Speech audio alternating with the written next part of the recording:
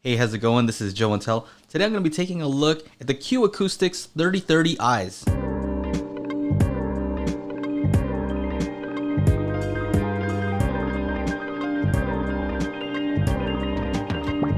First, here's a quick message from our show sponsor. This video was brought to you by the Hi-Fi Summit, the first ever digital trade show happening in the comfort of your own home. Join today and begin your hi-fi journey to the top. And the platinum sponsor for the Hi-Fi Summit, Denon. They just released their brand new AVRs for 2020.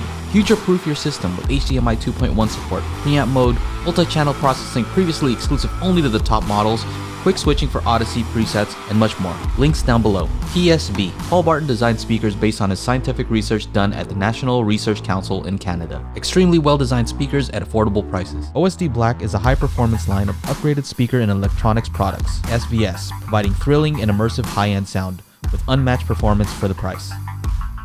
Alright, so Acoustics. I've heard about these guys, I've heard about these speakers for a long time. They've had some speakers that have been pretty popular for a long time, and I've always wanted to take a look at them. Finally, they reached out to me and they said, hey, let us send you our new 3030i's and let us know what you think. So that's what I'm doing right now. So first thing is that these are bookshelf speakers. They're pretty large. They have a few different sizes. This is the largest bookshelf speaker that they have, the 3030s. They have a 6.5-inch woofer and a 1-inch soft dome tweeter. They come in a few different colors. I chose the one graphite. I think it looks awesome. It's kind of like this grayish color. The first thing you'll notice when you open these is that they're pretty heavy.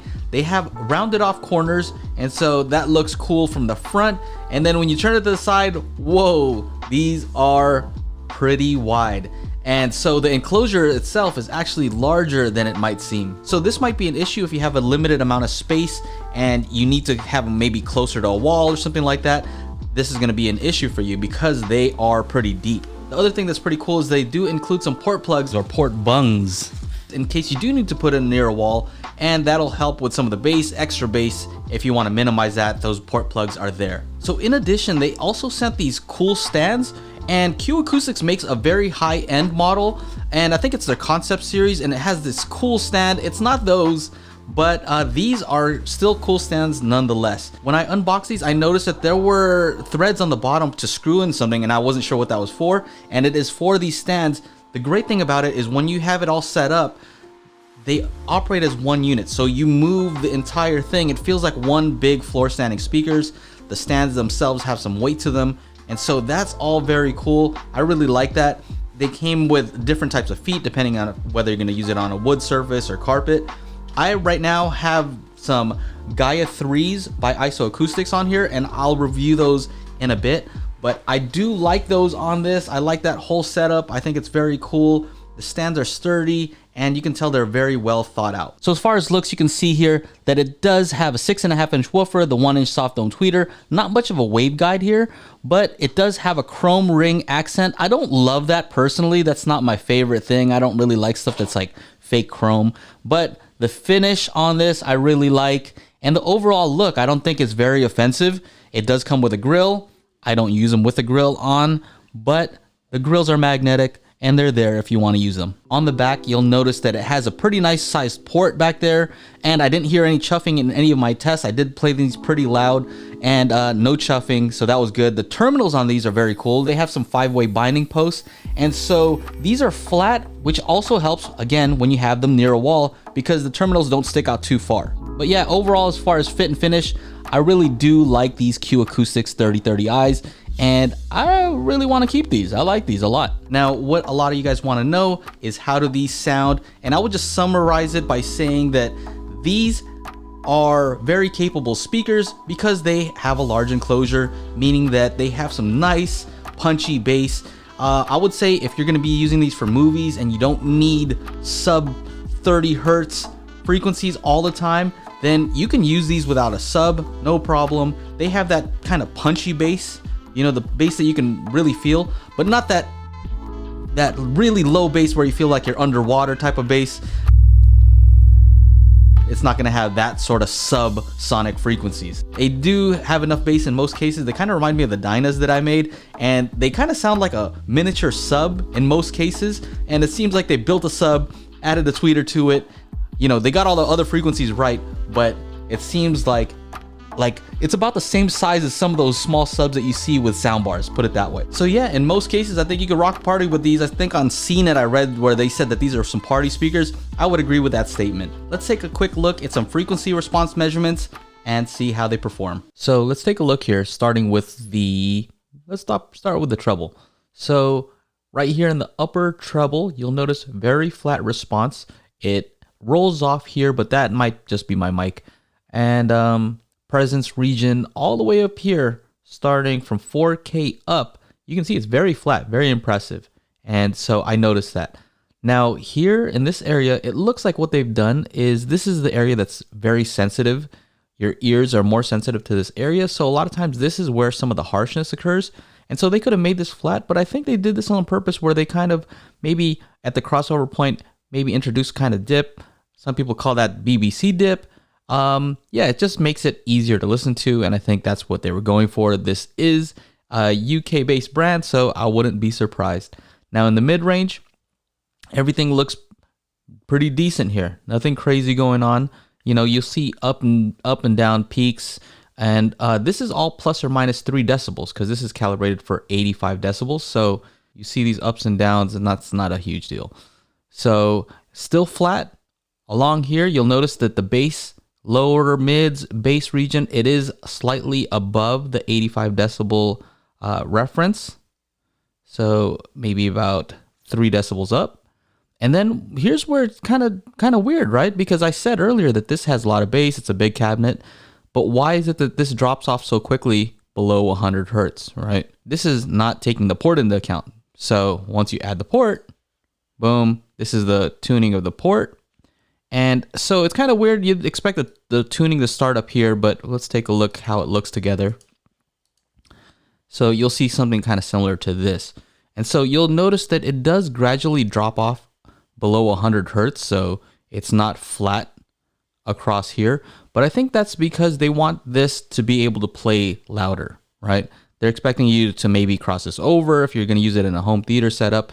But also, you know, they know that a lot of people are not putting these in optimal places, and that's why they include those port plugs, because if you do have these close to a wall, then, you know, this is already going to be boosted up here. It's already going to be boosted. So keeping that taking that into account, what they've done is they make sure to let it roll off. So the minus 3 dB point, right, is somewhere around, let's say 44 hertz. Okay, that's respectable, but that doesn't tell the whole story because minus 6 dB, which is where most companies rate their speakers, minus 6 dB is at 32 hertz. That's pretty intense. And what you'll also notice is that this doesn't just completely drop off fast. It actually starts dropping off kind of gradually here. And so at minus 10 dB, we're getting 25 hertz. I mean, this is crazy. This is what I mean when I'm saying that these are like little mini subs. Now, of course, that's not a huge amount of bass, right?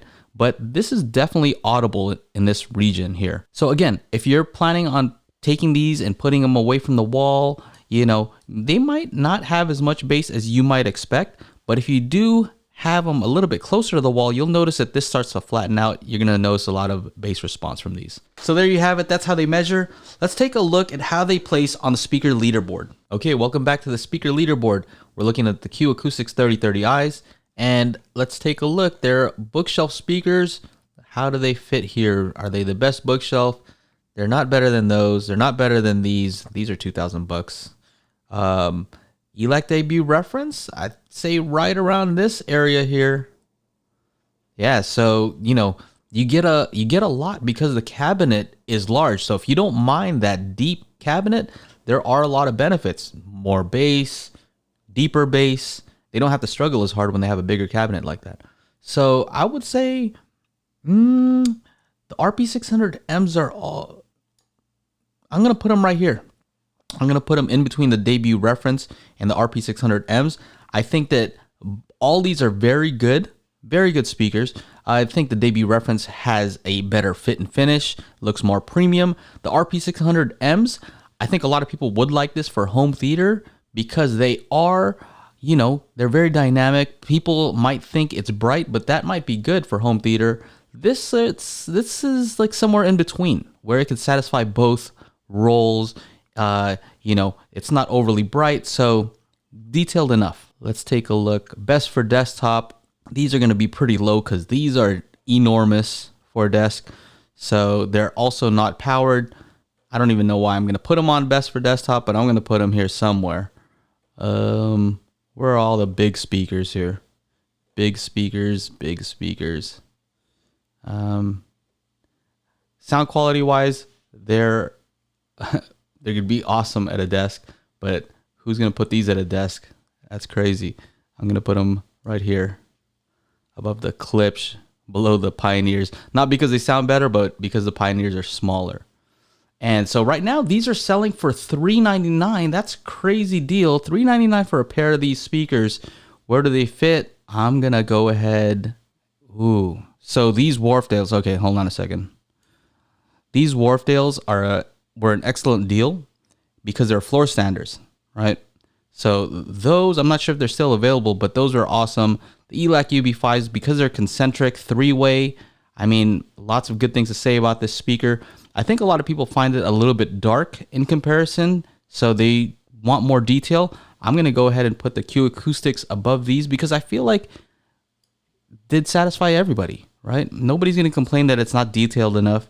Nobody's going to complain that it doesn't have enough bass. It does everything very well. Okay, last but not least, I'm going to have to place it best overall sound regardless of price. And so let's take a look real quick what we have here. We have the Denton still on top. I just love the way they look, love the way they sound. The ELAC Navis, excellent powered speakers. The Debut Reference are more expensive than these by a few $100s. And the Klipsch RP600Ms, they're about the same price when they're on sale. Sometimes they're more expensive. The Ultra Bookshelf, these are more than double the price. The ELAC UB5s, I'm going to go ahead and put these right here. Boom. So pretty high up. ELAC Debut Reference, Q Acoustics 3030i, Klipsch RP600Ms. Yeah, they did very well for themselves, didn't they? So you guys let me know in the comments whether you agree or disagree. So there you go. Those are the Q Acoustics 3030i's. I would highly recommend these speakers. There's not very much wrong that I could find with these speakers except for they're kind of deep, right? If that's an issue, well, they have some smaller speakers as well. And so I would say definitely take a look at these. They've won many awards, and I think for good reason. These are some very good speakers. I like them. They're very affordable as well. I'll leave a link in the description to these speakers on Amazon, and I'll also link to the Q Acoustic speaker stands because I think they're kind of a must. Unless you have something to put it on, if you're definitely going to put it on a bookshelf, something like that, a table, then yeah, I guess you won't be able to get those. But if you're planning on putting them on stands anyway, I would highly recommend taking a look at the Q Acoustic stands. I think those are a game changer. So anyway, that's it. I hope you enjoyed the video. If you did, make sure to like, subscribe, ring the bell to be notified when I upload new videos. And thank you to my Patreon supporters. Thank you for supporting me and allowing me to do what I love to do here on YouTube.